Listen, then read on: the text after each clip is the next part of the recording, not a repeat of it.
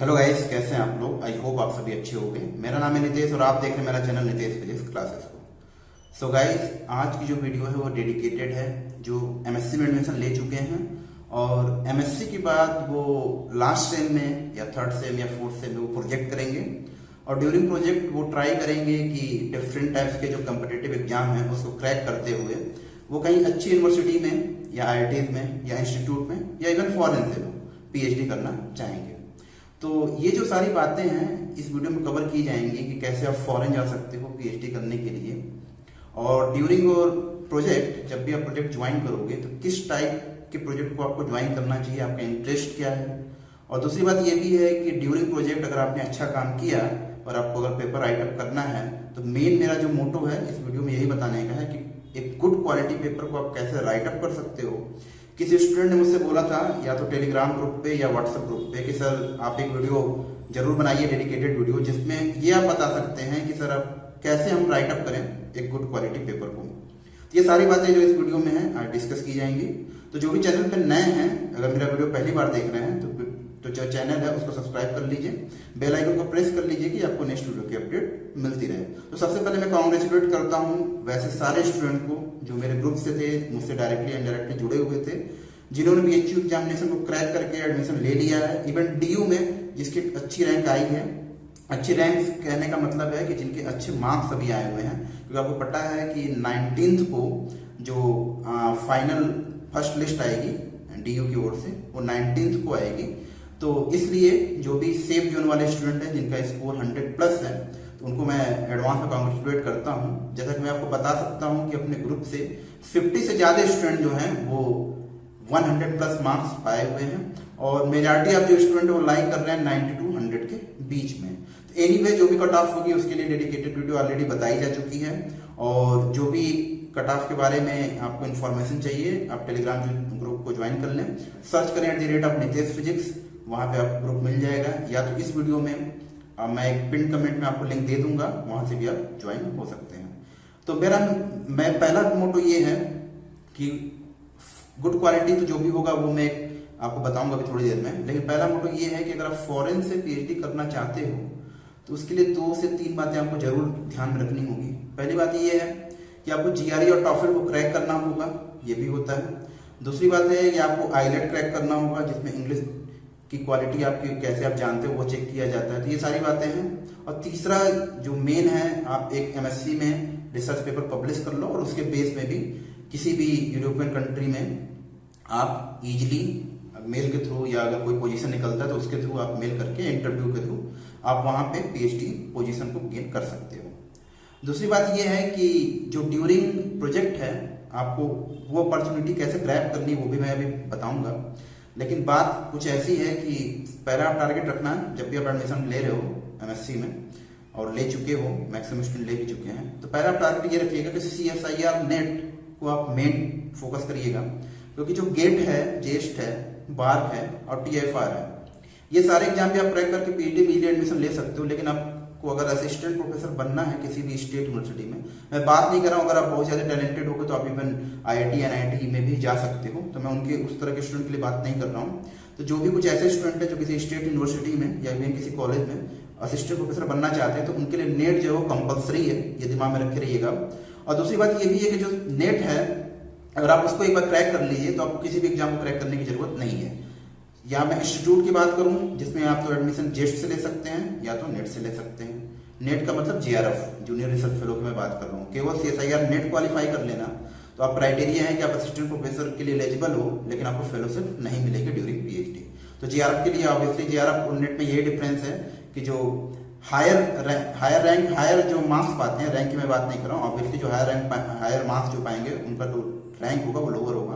तो जो higher marks पाते हैं 200 आई थिंक CSIR JRF दिया जाता है और 200 UGC JRF दिया जाता है। तो यहाँ पे CSIR और UGC 2 अलग अलग फंडिंग एजेंसी है, तो आपको ये जानना जरूरी है कि CSIR और UGC JRF में क्या डिफरेंस है। तो CSIR जो होता है जो टॉप रैंकर्स होते हैं उनको अंडर 200 उनको CSIR JRF दिया जाता है और UGC JRF उसके बाद स्टार्ट होता है।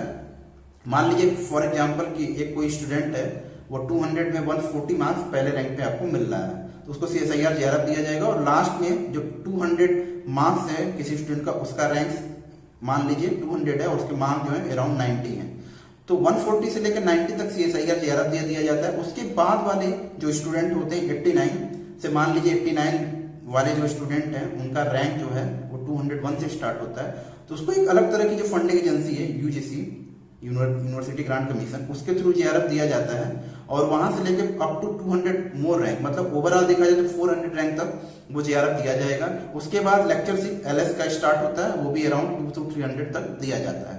तो आपको मेन जो टारगेट करना है वो टारगेट है आपका क्या, नेट प्लस JRF, उसको टारगेट करिए आप। उसके थ्रू आप किसी भी यूनिवर्सिटीज में, किसी भी IIT में, किसी भी इंस्टीट्यूट में आप इजीली क्या कर सकते हैं, एडमिशन ले सकते हैं अपने PhD के लिए।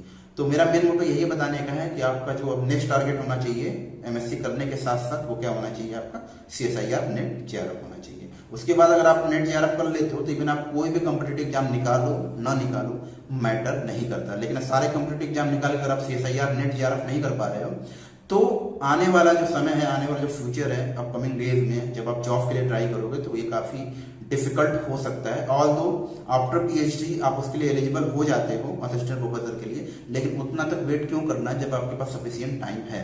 आप ट्राई करिए, आप अच्छे स्टूडेंट हो, आप इजीली उसको क्या कर सकते हो, क्रैक कर सकते हो। ये तो बात होगी उसकी। उसके बाद कुछ स्टूडेंट जो है फॉरेन से PhD करना चाहते हैं, तो उनके लिए मैंने पहले ही बता दिया है, GRE, TOEFL या IELTS 3 टाइप से एग्जाम है, आप उसको देना होगा।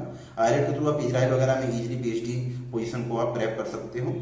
और ये जो सारी चीजें GRE और TOEFL आपको USA के लिए, यूरोपियन कंट्री के लिए काफी मैटर करता है। और तीसरी बात ये है कि ड्यूरिंग योर प्रोजेक्ट अगर आप एक पेपर पब्लिश करते हो तो वो भी इंपॉर्टेंट है, मिनिमम एक है, वैसे तो कहीं भी क्राइटेरिया 2 की भी है, तो ये भी आप ध्यान में रखे रहिएगा कि इस तरह के जो पेपर हैं वो आपको पब्लिश करने पड़ेंगे अगर आपको PhD के लिए आपको एलिजिबल होना है किसी भी फॉरेन कंट्री से।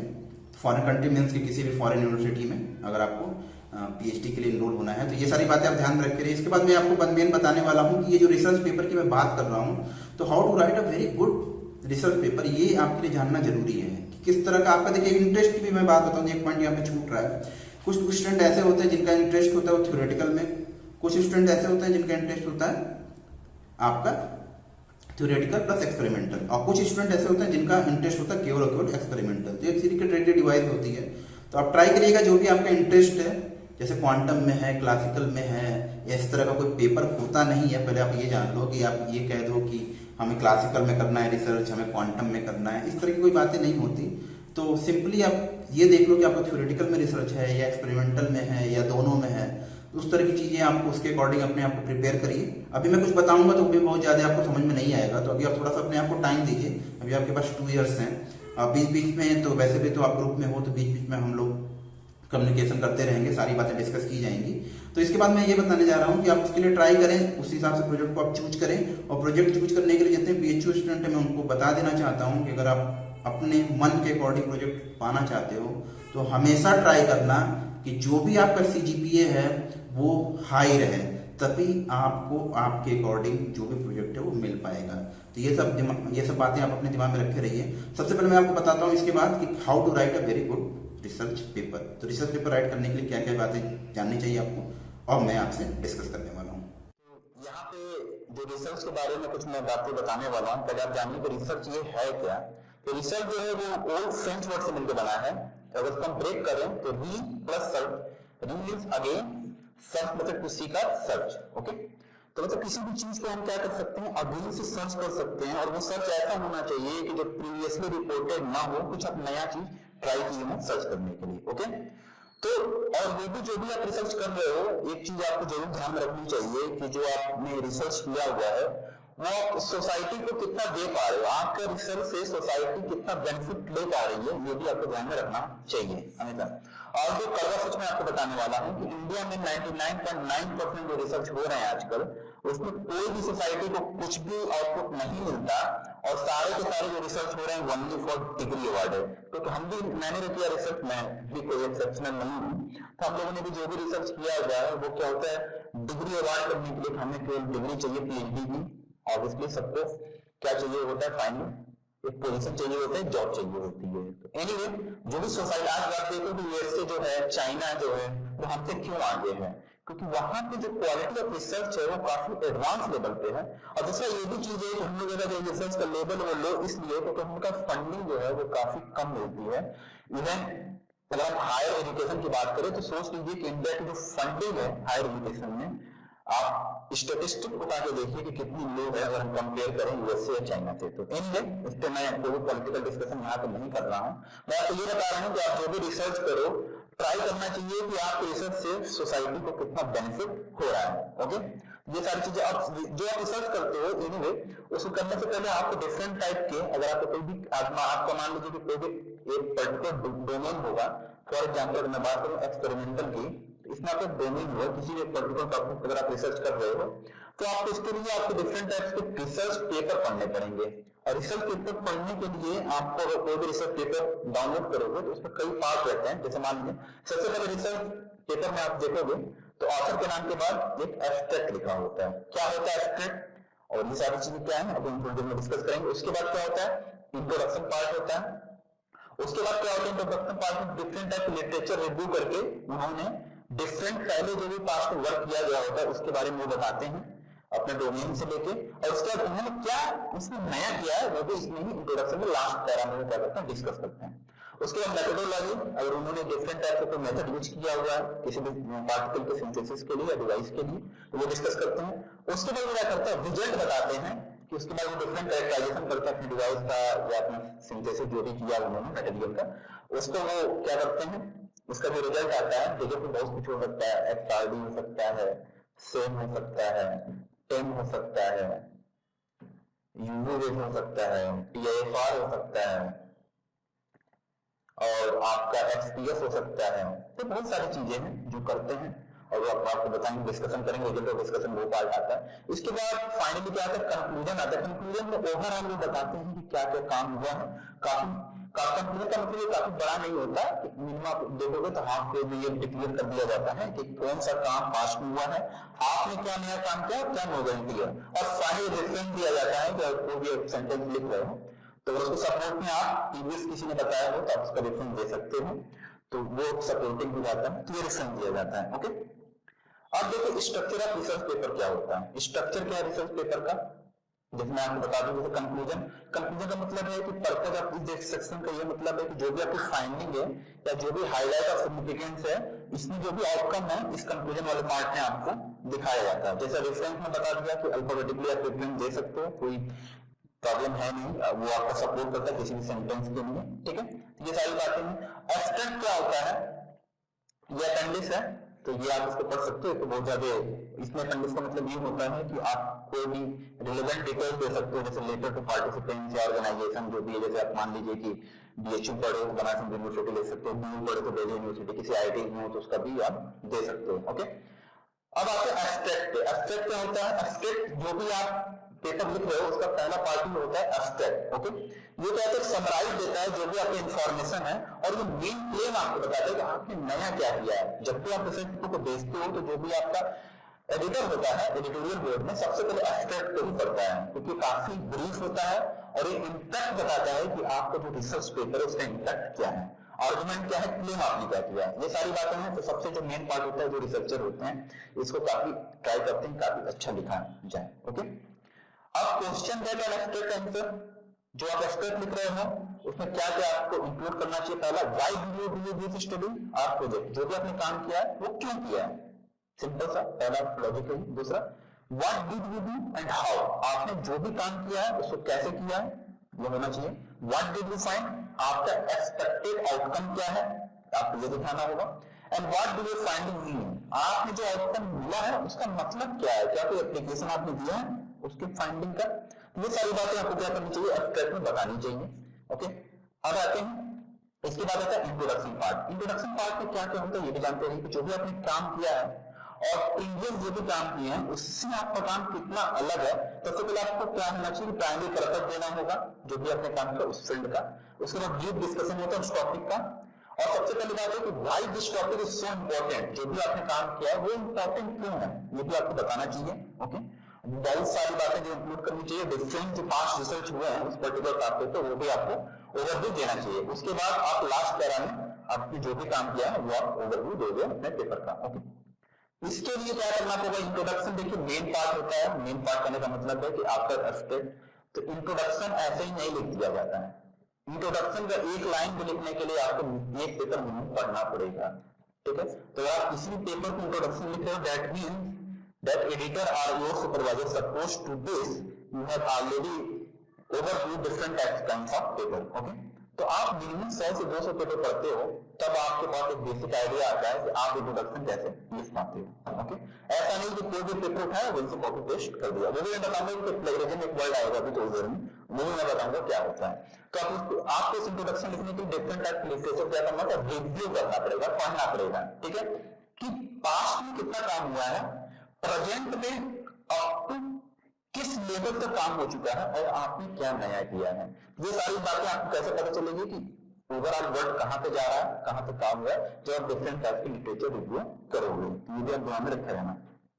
उसके बाद प्रॉब्लम जब आप डिसाइड कर लिए हो, आपने उस प्रॉब्लम को सॉर्ट आउट किया है, आपने एक नया रिसर्च टॉपिक चूज किया है, आपने रिसर्च किया है, उसके बाद आपने क्या किया, एब्स्ट्रैक्ट लिखा, आपने इंट्रोडक्शन लिखा। अब आपकी बात मेथोडोलॉजी की, आपने जो पर्टिकुलर काम किया है उसमें आपने किस मेथड को यूज किया है, क्या आपने किसी प्रीवियस मेथड को यूज किया है पर्टिकुलर सिंथेसिस के लिए, या जो भी आपका, अगर हम बात करें अगर मान थ्योरेटिकल में हो तो उसमें भी आप देख सकते हो पहले वैसा काम किया गया है कि आपने उस पेपर को रिव्यू करके आपने उसको इम्प्रूव किया या आपने क्या किया। तो आपको मेथोडोलॉजी में आपको बताना पड़ेगा कि क्या आपने कोई नया मेथड बताया है किसी पर्टिकुलर जो मेथड सिंथेसिस के लिए, या आपने किसी और के काम को आपने फिर से क्या किया, रिप्रोड्यूस किया। तो ये सारी बातें आप क्या करोगे, इसमें डिटेल बताओगे कि आपने कौन सा मेथड यूज किया और जस्टिफाई करोगे कि ये मेथड से आपने जो बनाया है वो एग्जैक्ट है या नहीं है। क्लियर है। इसके बाद आप क्या करोगे, रिजल्ट एंड डिस्कशन दोगे कि जो आप बनाया है उसका एक्सपेक्टेड आउटकम क्या है। आपने डिफरेंट टाइप के कैरेक्टराइजेशन कराओगे और उससे करस्पॉन्डिंग रिजल्ट एंड डिस्कशन दोगे, ओके। और फाइनली कंक्लूजन दोगे। कंक्लूजन में ऑलरेडी मैंने डिस्कस कर दिया है कि जो भी रिजल्ट एंड डिस्कशन का जो भी पार्ट होगा उसके बाद आप समझ करोगे आपकी फाइंडिंग क्या, आपने क्या मिला है क्या, और सिग्निफिकेंस क्या आउटकम का, ये सारी बातें आप इसको बता दोगे, ठीक है। और फाइनली आप क्या करोगे, रेफरेंस दोगे। रेफरेंस में पहले बता दिया, रेफरेंस देने के लिए डिफरेंट टाइप के सॉफ्टवेयर यूज किए जाते हैं। आप मैनुअली भी रेफरेंस दे सकते हो। तो बहुत सारी चीजें हैं, आप उसको चूज कर लोगे। अभी तो ये बात नहीं है, लेकिन सॉफ्टवेयर के बारे में भी हम जैसे एंडनोट की बात कर रहे हैं, कुछ लोग एंडनोट से देते हैं रेफरेंस, ठीक है। ये सारी चीजें, बहुत सारे सॉफ्टवेयर आते हैं, आप देख सकते हो या पूछ भी सकते हो ग्रुप में, मैं उसको डिस्कस करूंगा। लेकिन अभी बात रेफरेंस हो नहीं रही है। तो रेफरेंस आप फाइनली क्या देते हो, आप जब देना होगा बताना। लेकिन रेफरेंस क्या होता है कि आप कोई भी एक मान लिया सेंटेंस लिख दिए तो पास्ट में उसके सपोर्ट में आप किसी का भी काम को दिखा सकते हो, 1 2 ऐसे करके, और उनके करस्पॉन्डिंग जिसने इस पेपर को पब्लिश किया है यहाँ पे आप एक रेफरेंस दे सकते हो। क्लियर। तो रेफरेंसिंग करना आपको आना चाहिए और ट्राई करना चाहिए कि जो भी रेफरेंस दे रहे हो किसी वेल रेप्यूटेड जर्नल का भी आपको रेफरेंस देना चाहिए, क्योंकि इससे इंपैक्ट क्या होता है, काफी हाई रहता है। ये ओवरव्यू है एक हाई क्वालिटी रिसर्च पेपर लिखने का। इसके बाद मेन पॉइंट ये है कि जब भी हम रिसर्च पेपर लिखते हैं, चाहे हम रहे आप रहे कोई भी रहे, generally there is a possibility that आपने जो लिखा है वो पहले से किसी और ने लिखा हो, इसकी पॉसिबिलिटीज हो सकती है। तो अगर सपोज करो कि आप एक पेपर पढ़ते हो और यहां से यहां तक एक लाइन है, आपने कुछ भी यहां से यहां तक लिखा गया, आपने वही लाइन एज इट इज या थोड़ा बहुत इधर उधर करके एज इट इज मान लीजिए अपने पेपर में रख दी। तो उसके लिए क्या होता है कि जब आप पेपर अपना भेजोगे किसी भी जर्नल में, तो वहां पे चेक किया जाता है, क्या चेक किया जाता है, प्लेगरिज्म। प्लेगरिज्म क्या होता है, प्लेगरिज्म ये दिखाता है, एक सॉफ्टवेयर होता है, इसके लिए डिफरेंट टाइप्स के सॉफ्टवेयर आते हैं, तो चेक करते हैं कि आपका वर्क जो आपने पेपर लिखा है दूसरे पेपर से कितनी सिमिलरिटी इंडेक्स आपने मिल रही है। तो नॉर्मली क्या होना चाहिए, ये जो प्लेगरिज्म होना चाहिए वो 10% से नीचे होना चाहिए, ठीक है। मतलब आप उसके ऊपर जाओगे तो वहां का जो एडिटोरियल बोर्ड है या ऑफिस से, वो आपको पेपर को वापस कर देता है कि आप इस पेपर को ये साइन बता देगा, रिमार्क कर देगा कि आपकी ये जो पेपर है किसी और प्रीवियस पेपर से सिमिलर है, तो आप उसको रिमूव करके फिर से देखना होगा, कभी पेपर रिजेक्ट हो जाता है। तो before sending your paper to any journal you should check your plagiarism report, okay. इसके लिए डिफरेंट टाइप के सॉफ्टवेयर होते हैं। तो आपको क्या करना चाहिए, पैराफ्रेज कर देना चाहिए। फॉर एग्जाम्पल पैराफ्रेज क्या है कि आपने कोई सेंटेंस पढ़ा, उसको आप अपने लैंग्वेज में लिखो। अगर आप अपने लैंग्वेज में, यहाँ पे आप देखो पैराफ्रेजिंग सोर्स है, ठीक है। आप इसको क्या करना चाहिए, अपनी लैंग्वेज में लिखना चाहिए। तो उससे क्या होगा कि जो भी कोई भी सॉफ्टवेयर अगर आपको चेक करता है तो उसको सिमिलरिटी इंडेक्स नहीं मिलेगी। तो ये सारी चीजें आपको क्या करना चाहिए, जानना चाहिए कि एक गुड क्वालिटी रिसर्च पेपर के लिए प्लेगरिज्म क्या है, काफी इंपॉर्टेंट रोल प्ले करता है। और इसमें देखिए लिखा बी ओरिजिनल एंड डोंट प्लेगरिज, आपको क्या होना चाहिए कि बी ओरिजिनल, जो भी आपका कंटेंट है, जो भी आपने पेपर लिखा है वो ओरिजिनलिटी होनी चाहिए और कोई भी प्लेगरिज्म नहीं होना चाहिए आपके पेपर में। तो आई होप कि ओवरऑल मैंने आपको थोड़ा सा व्यू दिया है कि कैसे गुड क्वालिटी रिसर्च पेपर आप लिख सकते हो और कैसे किसी भी फॉरेन यूनिवर्सिटी में आप जा सकते हो, क्या उसके लिए क्राइटेरिया है, और इंडिया में अगर आपको पीएचडी ज्वाइन करना है तो उसके लिए आपके लिए आपने एडमिशन ले लिया अगर एमएससी में, तो आपको किस पे फोकस होना होगा। तो एनीवे आई होप कि आपको वीडियो पसंद आई होगी। अगर आपको वीडियो पसंद आती है, चैनल पे नए हैं तो चैनल सब्सक्राइब कर लें, बेल आइकन को प्रेस कर लें कि आपको नेक्स्ट वीडियो की अपडेट मिलती रहे। तो फिर मिलते हैं दोस्तों किसी और वीडियो के साथ, तब तक के लिए आप अपनी प्रिपरेशन करते रहिए। Thank you so much.